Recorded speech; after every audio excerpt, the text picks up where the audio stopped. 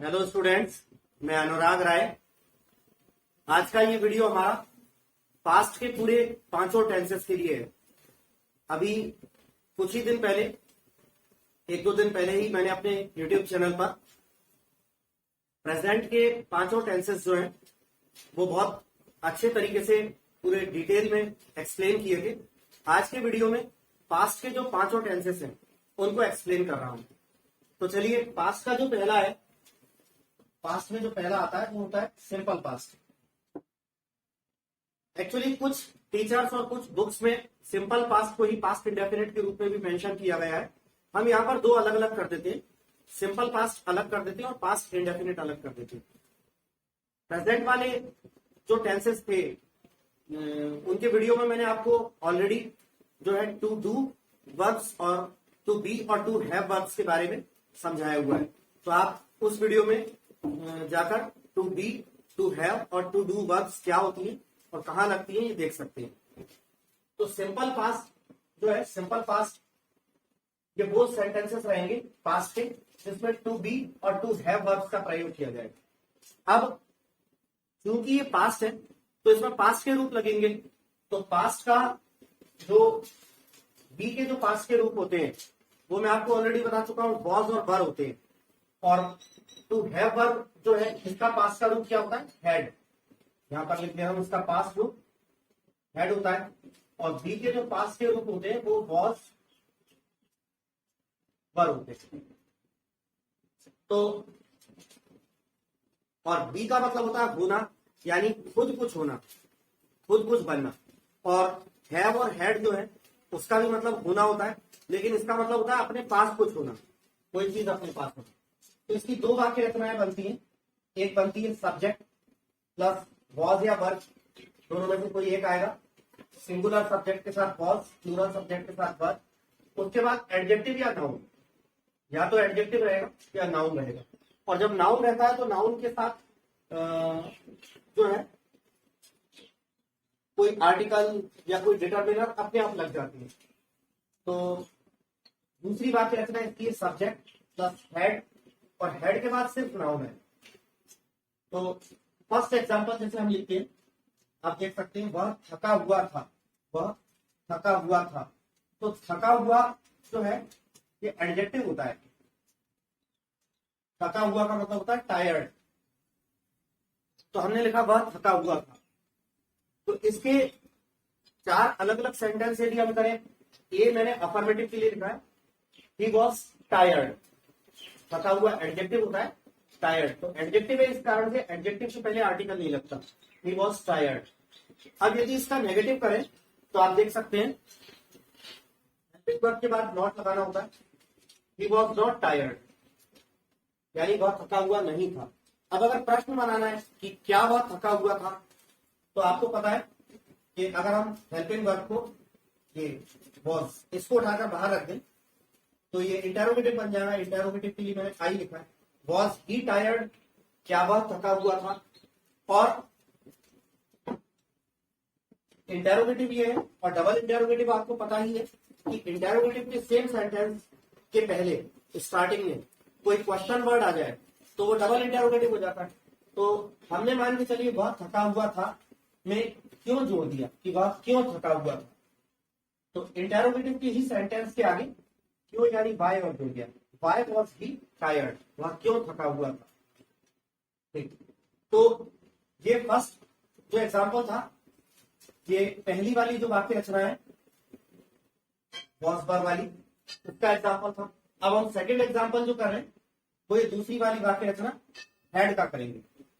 Had मतलब किसी के पास कोई चीज होना। ठीक, तो अब और चूंकि ये पास्ट में है हैड, तो पास्ट में होना के बदले था आ जाता है कि उसके पास कुछ था। ठीक है, किसी के पास कुछ था। तो हमने एग्जाम्पल देखा सेकंड, उसके चार बेटे थे। उसके चार बेटे थे का मतलब है कि उसके पास चार बेटे थे। ठीक है, उसके चार बेटे थे। तो ये वाक्य रचना के हिसाब से अफर्मेटिव सेंटेंस बनता है, ही हैड 4 sons। ठीक, नेगेटिव बनाएंगे तो आपको पता ही है, हेड के बाद नॉट लगा देंगे, he had not 4 sons। Interrogative बनाएंगे तो हेड को बाहर सब्जेक्ट से पहले रख देंगे और लास्ट में क्वेश्चन मार्क रख देंगे। हैड ही 4 सन्स, तो इसका मतलब हो जाएगा कि क्या उसके 4 बेटे थे। ठीक, अब डबल इंटरोगेटिव में मान के चलिए कि कोई एक शब्द दे दें कितने, उसके कितने बेटे थे। तो अब याद रखिएगा, जब पूछा जा रहा है, पूछने वाले को मालूम ही नहीं है कि कितने थे, तो 4 हट जाएगा, उसके कितने बेटे थे। तो फिर आंसर कैसे बनेगा, how many sons had he. और वो रूल मैं आपको बता ही चुका हूं, how much, how many, whose which. जब ये आते हैं तो इनके तुरंत बाद सब्जेक्ट या ऑब्जेक्ट लगता है। ठीक, अभी यहां पर ऑब्जेक्ट के बारे में बात हो रही है, तो how many sons, how many के तुरंत बाद सन्स आया, how many sons had he, मतलब उसके कितने बेटे थे। तो अगला टेंस जो है पास्ट का, वो है, आप देख सकते हैं, सेकंड पास्ट इंडेफिनिट। अब हर टेंस का जो कॉन्सेप्ट है वो उसके नाम में ही छुपा है। पास्ट मतलब गुजरा हुआ समय, और इंडेफिनिट मतलब अनिश्चित। तो कोई क्रिया गुजरे हुए समय में, पास्ट में अगर अनिश्चित थी तो वो पास्ट इंडेफिनिट टेंस कहलाता है। इसके वाक्यों में आमतौर पे अंत में था, थी, थे आदि आता है, या फिर कोई भी क्रिया जो है, किसी भी क्रिया के अंत में बड़े आ की या बड़ी ई की या ए की मात्रा आती है। जैसे अगर ये कहें कि बच्चे इस मैदान में खेलते थे, तो पास्ट में किसी समय क्रिया होती थी। ठीक है, इसीलिए पास्ट इंडेफिनिट है। बच्चे इस मैदान में खेलते थे, पास्ट में कभी खेलते थे, जब भी उनको टाइम मिलता हो तब खेलते थे, इसलिए पास्ट इंडेफिनिट। या मैं कहूं कि मेरे दोस्त मुझसे मिलने आते थे, तो आते थे जब जब टाइम मिलता था, जब कोई काम होता था तब आते थे। पास्ट में कभी भी क्रिया होती थी, इसलिए इसका नाम पास्ट इंडेफिनिट है। और आ की, ई की या ए की मात्रा, जैसे हम कहें कि सारे मेहमान चले गए, तो गए में ए की मात्रा आ रही है। ठीक है, मुझे आपकी बात समझ आ गई, इसमें ई की मात्रा आ रही, तो ये पास्ट इंडेफिनिट टेंस है। वाक्य रचना इसकी कैसे बनती है, सब्जेक्ट, वर्ब की सेकंड फॉर्म और ऑब्जेक्ट। ऑब्जेक्ट के बाद अदर वर्ड्स कोई होंगे तो हो सकते हैं। पिछला वीडियो जो था जिसमें मैंने प्रेजेंट के 5 टेंसेस समझाए थे, वहां पर मैंने एक बात बताई थी कि पूरे 15 में से सिर्फ 2 टेंसेस ऐसे हैं जिनके अफर्मेटिव वाक्यों में हेल्पिंग वर्ब नहीं होती। तो वो एक तो था प्रेजेंट इंडेफिनिट, उसके अफर्मेटिव वाक्य में हेल्पिंग वर्ब नहीं होती, और एक ये है पास्ट इंडेफिनिट, इसके भी अफर्मेटिव वाक्य में कोई हेल्पिंग वर्ब नहीं है, सब्जेक्ट है, वर्ब की सेकंड फॉर्म है, ऑब्जेक्ट है। इसके नेगेटिव और इंटेरोगेटिव वाक्यों में हेल्पिंग वर्ब डिड आ जाती है, और आप याद रखिएगा जब डिड आ जाएगी तब फिर मेन वर्ब की फर्स्ट फॉर्म होगी। अभी जब डिड नहीं है अफर्मेटिव में, तब तो अफर्मेटिव में वर्ब की सेकंड फॉर्म आएगी, लेकिन जब हम नेगेटिव, इंटेरोगेटिव और डबल इंटेरोगेटिव बनाएंगे तब हम हेल्पिंग वर्ब डिड का प्रयोग करेंगे, और डिड के साथ फर्स्ट फॉर्म, वर्ब की फर्स्ट फॉर्म का प्रयोग करेंगे। वो इसलिए क्योंकि हेल्पिंग वर्ब डिड जो है वो ऑलरेडी हेल्पिंग वर्ब डू की सेकंड फॉर्म है, डू, डिड, डन, डू की सेकंड फॉर्म वो ऑलरेडी है। तो फिर ऐसा नहीं हो सकता कि हेल्पिंग वर्ब डू को भी हम सेकंड फॉर्म में बना के डिड में लिख दें और वर्ब की भी सेकंड फॉर्म लिख दें। ठीक है, तो अफर्मेटिव में वर्ब की सेकंड फॉर्म, बाकी नेगेटिव, इंटेरोगेटिव और डबल इंटेरोगेटिव में फर्स्ट फॉर्म। तो फर्स्ट एग्जांपल आपके सामने बोर्ड पर लिखा है, तुमने उसे पार्क में देखा। ठीक है, अफर्मेटिव है, तो हम इस वाक्य रचना के हिसाब से कैसे बनाएंगे, तुमने यानी सब्जेक्ट हो गया यू, तुमने, फिर वर्ब की सेकंड फॉर्म देखा, सी की second form saw, you saw, उसे माने हिम। ठीक है, सब्जेक्ट यू हो गया, वर्ब की सेकंड फॉर्म सी की सेकंड फॉर्म सॉ हो गई, ऑब्जेक्ट हो गया हिम, यू सॉ हिम, क्योंकि ऑब्जेक्ट वही होता है ना जिस पर वर्क करते हैं, तो देखने का काम किस पर किया, हिम पर, यू सॉ हिम। और पार्क में ये अदर वर्ड्स है, तो अदर वर्ड्स देखिए आप, हमने एंड में लिखे, इंग्लिश में भी एंड में रहेंगे, you saw him in the park, in the park, तो you saw him in the park, ये अफर्मेटिव वाक्य बन गया। अब इसका अगर नेगेटिव बनाए हम तो कैसे हो जाएगा, यू, अब हेल्पिंग वर्ब डिड के साथ नॉट आएगा, you did not, you did not. अब देखिएगा जब डिड आ गया है तो फिर वर्ब जो है सॉ जो थी अभी सेकंड फॉर्म में, ये फर्स्ट में हो जाएगी। You did not see him in the park.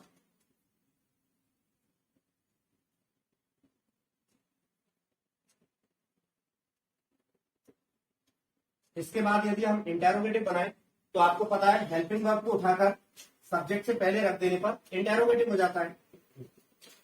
तो इसको हम करते हैं, did you see him in the park.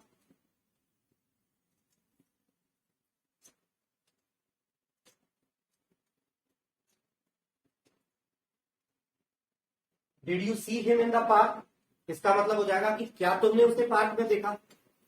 अच्छा, अब एक बात याद रखिएगा, इंटेरोगेटिव प्लस नेगेटिव भी हो सकता है, यानी इंटेरोगेटिव का वाक्य हो और नेगेटिव भी रहे। तो आई प्लस एन लिख देते हैं हम। आई प्लस एन का मतलब है इंटेरोगेटिव प्लस नेगेटिव। तो वो कैसे हो जाएगा, did you not see him in the park.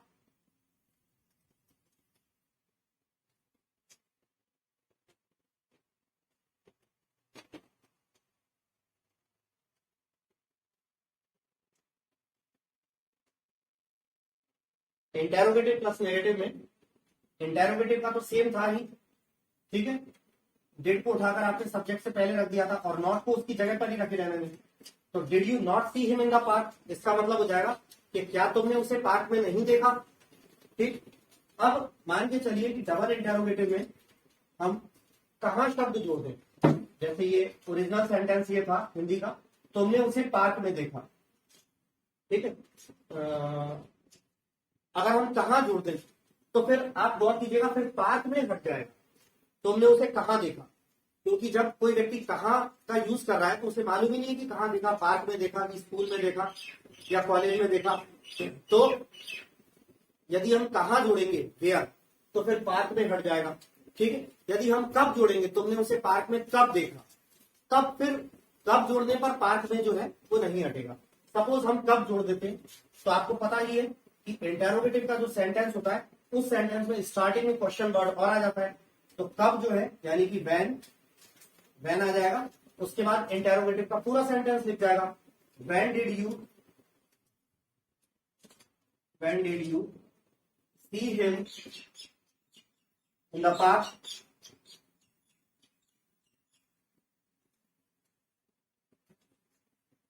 When did you see him in the park. तो अब इसका मतलब हो गया कि तुमने उसे पार्क में कब देखा। अब देखिए सेकंड एग्जांपल हम लेते हैं। सेकंड एग्जांपल आप बोर्ड पे देख सकते हैं, उसने मुझे कुछ बताया। उसने मुझे कुछ बताया। ठीक, अब कुछ के लिए होता है समथिंग। ठीक है, तो इसको हम अफर्मेटिव में करेंगे तो कैसे हो जाएगा, उसने के लिए आप ही या शी कुछ भी लिख सकते हैं, क्योंकि इस सेंटेंस में तो जेंडर क्लियर नहीं हो रहा कि उसने मुझे कुछ बताया, यानी जो बताने वाला है ये लड़का है या लड़की है। तो हम मान के चलिए ही लिख देते हैं ही। बताना के लिए टेल होता है, टेल की सेकंड फॉर्म क्या होती है, टोल्ड। ही टोल्ड मी, और कुछ के लिए समथिंग। तो ये हमारा सेंटेंस क्या हो गया, ही टोल्ड मी समथिंग, उसने मुझे कुछ बताया। अब आ जाते हैं नेगेटिव पर। नेगेटिव में आपको दो बातें ध्यान रखना है। एक तो ये कि पास्ट इंडेफिनिट का नेगेटिव कैसे बनता है, डिड नॉट के साथ वर्ब की फर्स्ट फॉर्म। तो या तो हम डिड नॉट का प्रयोग करें और जो टोल्ड है, टोल्ड की फर्स्ट फॉर्म टेल हो जाएगी। लेकिन इसके अलावा एक चीज और याद रखनी पड़ेगी आपको कि समथिंग जो है, समथिंग वर्ड जो है ये सिर्फ अफर्मेटिव में यूज किया जाता है। नेगेटिव में आपको क्या करना है कि या तो आप समथिंग का नेगेटिव वर्ड नथिंग का प्रयोग करें। फिर जब आप नथिंग लगाएंगे तो नथिंग में जो है नॉट एनी अपने आप शामिल है। नथिंग दो टुकड़ों से मिलकर बना है, नो प्लस थिंग। तो नो का मतलब होता है नॉट एनी। तो नेगेटिव में आप क्या करें, या तो समथिंग का नेगेटिव रूप नथिंग लिख दें। जब आप नथिंग का प्रयोग करेंगे तो फिर आपको डिड नॉट लगाने की जरूरत नहीं पड़ेगी। ठीक है, और जब डिड नहीं आएगा तो फिर वर्ब अपनी सेकंड फॉर्म में ही रहेगी, तो इसके नेगेटिव दो बनेंगे। तो एक तो आप लिखिए he told me समथिंग का नेगेटिव रूप मैंने कर दिया nothing, he told me nothing। ठीक है, तो याद रखिएगा नथिंग में नो शामिल है, नो का मतलब होता है नॉट एनी, तो फिर डिड नॉट नहीं आएगा, और डिड नॉट नहीं आएगा तो वर्ब सेकंड फॉर्म में ही रहेगी, he told me nothing। अब इसका एक नेगेटिव और बन सकता है डिड नॉट का प्रयोग करके, he did not। अब जब did आ गया तो आप याद रखिएगा told की फर्स्ट फॉर्म टेल हो जाएगी, he did not tell me। अब एक और बात याद रखिएगा, क्योंकि did not आ चुका है ऑलरेडी, तब आप नथिंग का प्रयोग नहीं कर सकते, नहीं तो नॉट जो है रिपीट हो जाएगा। तो अब लेकिन समथिंग भी आप नहीं लगा सकते, क्योंकि समथिंग अफर्मेटिव वाक्य में लगता है, सिर्फ इंटेरोगेटिव में नहीं लगता। तो समथिंग का जो इंटेरोगेटिव वाक्य में जो रूप होता है वो होता है एनीथिंग। तो आप क्या लगा सकते हैं, he did not tell me anything।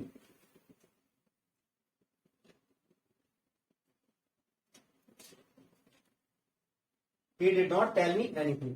तो इसके नेगेटिव दो प्रकार के से बन सकते हैं, एक है he told me nothing और दूसरा है he did not tell me anything। अब इंटेरोगेटिव पर आए तो did को आगे कर देते हैं सब्जेक्ट से पहले, डिड है वर्ब की फर्स्ट फॉर्म रहेगी tell, did he tell me anything.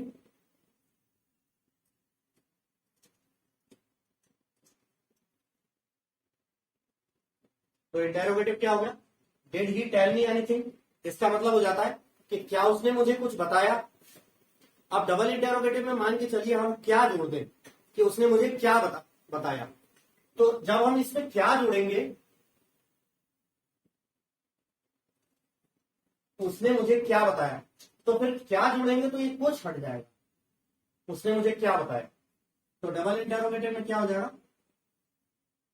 What did he tell मी।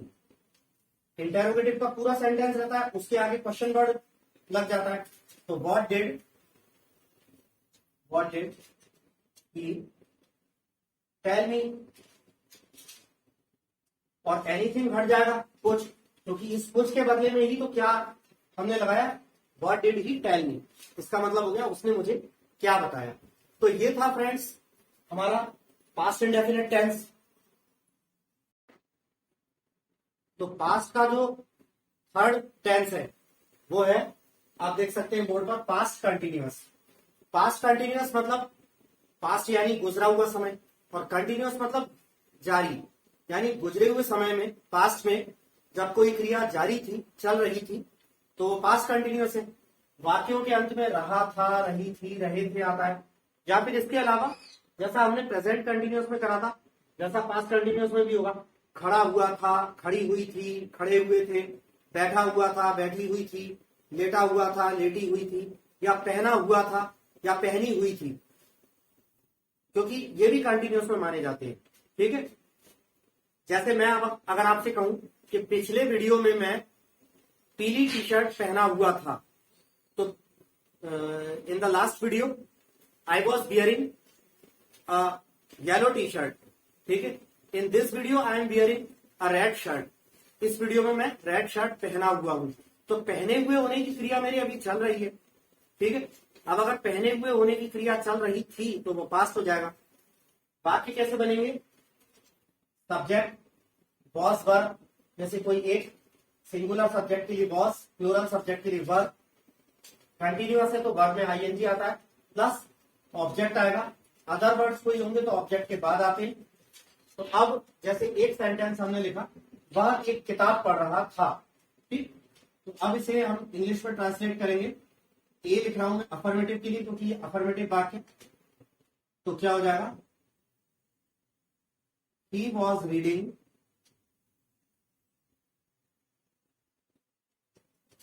तो मुझे पहले सब्जेक्ट लगाना है ही, फिर वॉज लगाना है, फिर वर्ब में आईएनजी। यहाँ पर क्रिया है पढ़ना, किताब पढ़ना, न्यूज़पेपर पढ़ना, कुछ लिखे हुए को पढ़ना के लिए read. He was reading a book. He was reading a book. अब नेगेटिव बनाए तो बहुत आसान है, आपको पता ही है, हेल्पिंग वर्ब के बाद नॉट लगा देने से नेगेटिव बन जाता है। तो हम कर देते हैं he was not reading a book.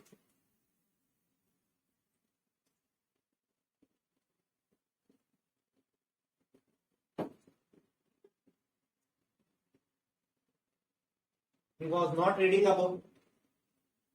Interrogative बनाए तो आपको पता ही है, हेल्पिंग वर्ब सब्जेक्ट से पहले रख देते हैं, इंटेरोगेटिव बन जाता है, सिंगल इंटेरोगेटिव। तो क्या हो जाएगा, was he reading a book. Was he reading a book, तो इसका मतलब बनता है क्या वह एक किताब पढ़ रहा था। अब डबल इंटेरोगेटिव में यदि मान के चलिए हम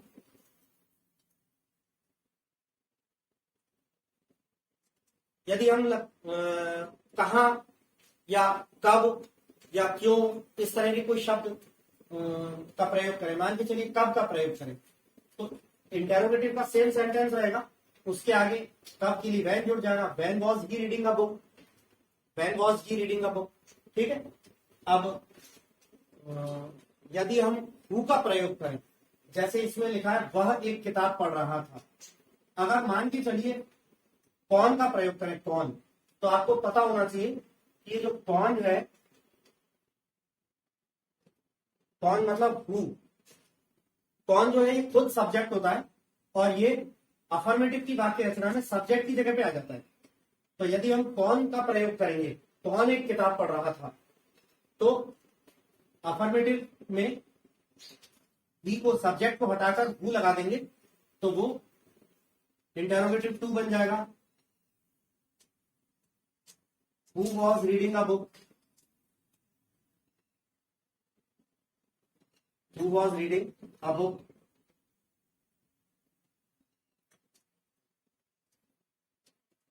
इसका मतलब हो गया कि कौन एक किताब पढ़ रहा था।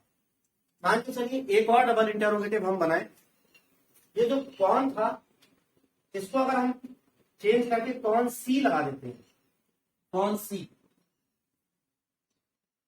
तो ये यहां पर आपका क्या चेंज हो जाएगा, ओरिजिनल सेंटेंस हिंदी में था वह एक किताब पढ़ रहा था, यदि कौन सी जोड़ेंगे तो क्या हो जाएगा, वह कौन सी, एक जो है ये गायब हो जाएगा, इसकी जगह पे कौन सी आ जाएगा, वह कौन सी किताब पढ़ रहा था, वह कौन सी किताब, कौन सी किताब, कौन सी किताब, मतलब विच बुक, विच बुक, कौन सी के बाद क्या आएगा, बुक, क्योंकि मैंने आपको ऑलरेडी बताया how much, how many, whose, which, इनके तुरंत बाद सब्जेक्ट या ऑब्जेक्ट आता है, अभी इसके बाद किताब यानी ऑब्जेक्ट आएगा। तो एक और डबल इंटरोगेटिव अगर बनाए कौन सी लगाकर तो क्या हो जाएगा, विच, विच। अब बुक यहां नहीं आएगा एंड में, इसके तुरंत बाद आ जाएगा और आर्टिकल ए हट जाएगा। ठीक है, विच बुक, ए इसलिए हट जाएगा क्योंकि एक भी हट गया है यहाँ पे, आर्टिकल ए का मतलब एक, वह एक किताब पढ़ रहा था, जब हमने कौन सी जोड़ा तो एक हट गया, वह कौन सी किताब पढ़ रहा था, तो जब एक हट गया तो इंग्लिश में से आर्टिकल ए भी हट जाएगा, which book was he reading,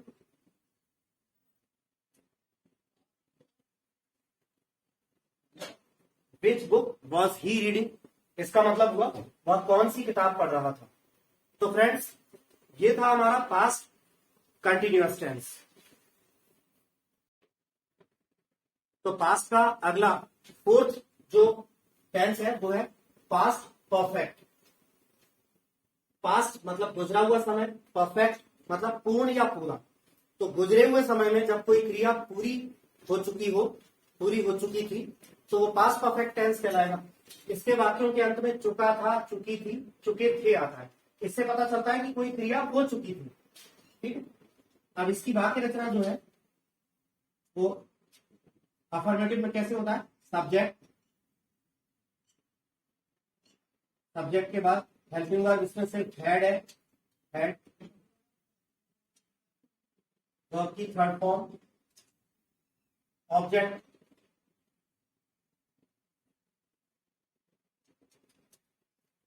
अब ये तो आप देखिएगा पास्ट परफेक्ट जो है प्रेजेंट परफेक्ट से ज्यादा आसान है।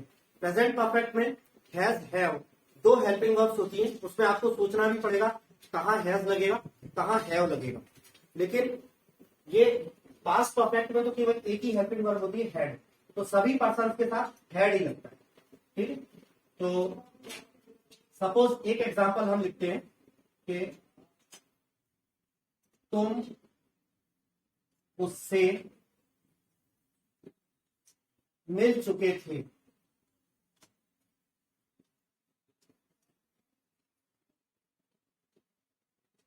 तुम उससे मिल चुके थे, तो ये अफर्मेटिव में कैसे बनेगा? तुम के लिए यू, सब्जेक्ट के बाद हैड आता है, यू हैड, फिर मिलना का मतलब होता है मीट, मीट की थर्ड फॉर्म होती है मैट, यू हैड मैट। अब उससे, उससे के लिए हम हिम या हर कुछ भी लगा सकते हैं। सपोज हर लगा दिया, यू हैड मैट हर, क्योंकि इस सेंटेंस में उससे से जेंडर क्लियर नहीं हो रहा, ये बॉय, ये बात जो है किसी बॉय या किसी गर्ल किसके लिए बोली जा रही है, यू हैड मैट हर। ठीक, अब नेगेटिव में हेड के बाद नॉट लगा दीजिए आप बस, you had not mat her.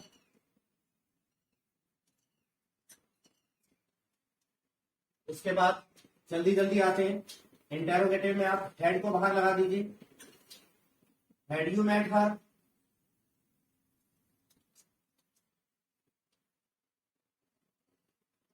Had you met her, इसका मतलब हो जाएगा कि क्या तुम उससे मिल चुके थे। और यदि हम डबल इंटेरोगेटिव में एक वर्ड जोड़े कि कब, तुम उससे कब मिल चुके थे, तो सेम सेंटेंस इंटेरोगेटिव का रहेगा, बस उसके आगे व्हेन जुड़ जाएगा। When had you met her, when had you met her, इसका मतलब तुम उससे कब मिल चुके थे। तो फ्रेंड्स, ये था हमारा पास्ट का चौथा, पास्ट परफेक्ट टेंस।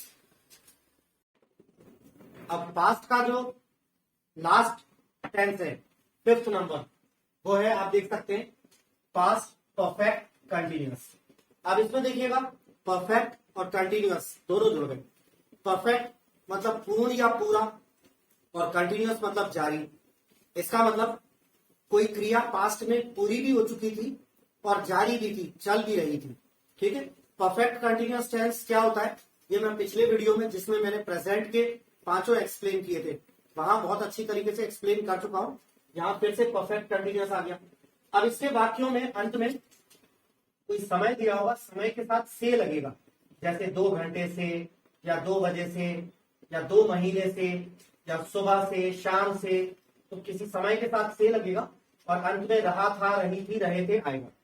तो इससे पता चलेगा कि कोई क्रिया पूरी तो हो चुकी थी, लेकिन इसके साथ वो चल भी रही थी। जैसे हमने एक एग्जांपल लिखा है, मैं 2 बजे से एक फिल्म देख रहा था। मैं 2 बजे से एक फिल्म देख रहा था, तो 2 बजे से, सपोज कीजिए कि अगर 1 घंटे तक देखी या 2 घंटे तक देखी, 2 बजे से लेके मान के चलिए 4 बजे तक देखी, तो फिल्म का काफी कुछ हिस्सा तो मैं देख भी चुका था, लेकिन उसके बाद भी देख रहा था। ऐसे ही एक एग्जांपल ये लिखा है, वह 2 घंटे से कोई काम कर रही थी। वह 2 घंटे से कोई काम कर रही थी, तो जो कोई भी काम कर रही थी, उस काम को वो 2 घंटे तो कर चुकी थी, 2 घंटे तक तो वो काम उसके द्वारा हो चुका था, और उसके बाद भी जारी था।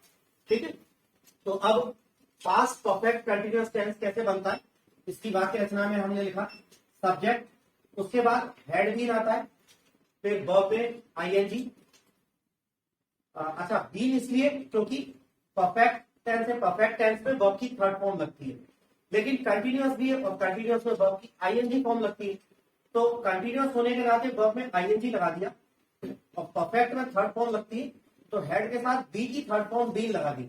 सब्जेक्ट हैड बीन, वर्ब की आईएनजी फॉर्म, फिर ऑब्जेक्ट, और अदर वर्ड्स अगर कोई होते हैं तो ऑब्जेक्ट के बाद आती है, फिर सिंस या फॉर और टाइम। अब पिछले वीडियो में जहां पर मैंने प्रेजेंट परफेक्ट कंटिन्यूअस टेंस समझाया था, वहां बहुत अच्छे तरीके से समझाया था कि सिंस कब कब लगता है, कौन कौन से टाइम है जिनके साथ सिंस लगता है, और वो कौन कौन से टाइम है जिनके साथ फॉर लगता है। तो आप मेरा वो पिछला वीडियो जरूर देख लीजिएगा, अगर सिंस फॉर में आपको कोई डाउट हो तो। तो अब आते हैं इस सेंटेंस को, फर्स्ट वाले को अगर हम बनाते हैं, मैं 2 बजे से एक फिल्म देख रहा था, तो क्या हो जाएगा, आई सब्जेक्ट हो गया आई, फिर हैड बीन के साथ वर्ब में आईएनजी लगाना है, आई हैड बीन, अब फिल्म देखने के लिए वॉच आएगा तो वॉच में आईएनजी लगाएंगे, आई हैड बीन वॉचिंग,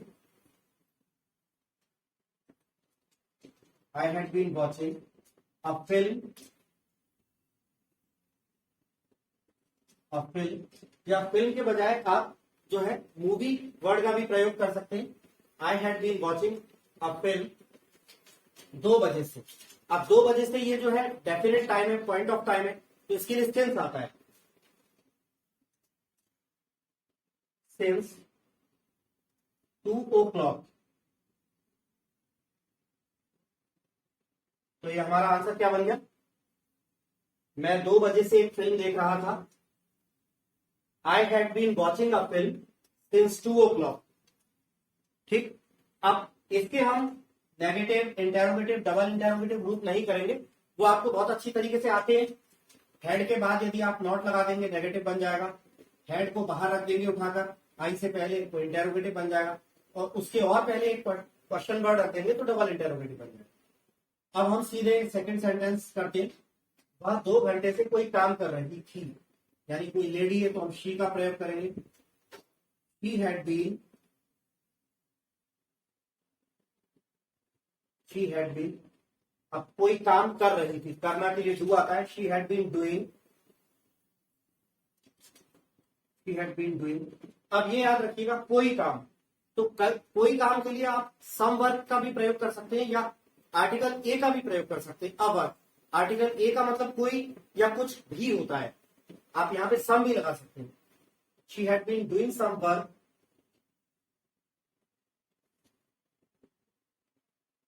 अब देखिएगा 2 घंटे से, तो 2 घंटे से ये अनिश्चित समय है, वह 2 घंटे से कोई काम कर रही थी, तो क्या आप बता सकते हैं कि वो जो 2 घंटे से काम कर रही थी वो कितने बजे से कर रही थी, 12 से 2 बजे के बीच में करा या शाम को 5 से 7, नहीं बता सकते।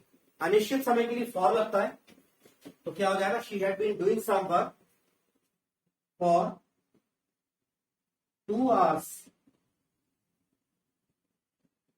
तो हमारा सेंटेंस हो गया, she had been doing some work for 2 hours। तो फ्रेंड्स ये था हमारा पास्ट का आखिरी और 5वां tense, past perfect continuous tense. अब इसके बाद 1-2 दिन बाद, कुछ ही दिनों में, बहुत जल्द अगले वीडियो में उपस्थित होऊंगा और फ्यूचर के 5 टेंसेस उसमें एक्सप्लेन करूंगा। तब तक के लिए विदा लेना चाहूंगा, धन्यवाद।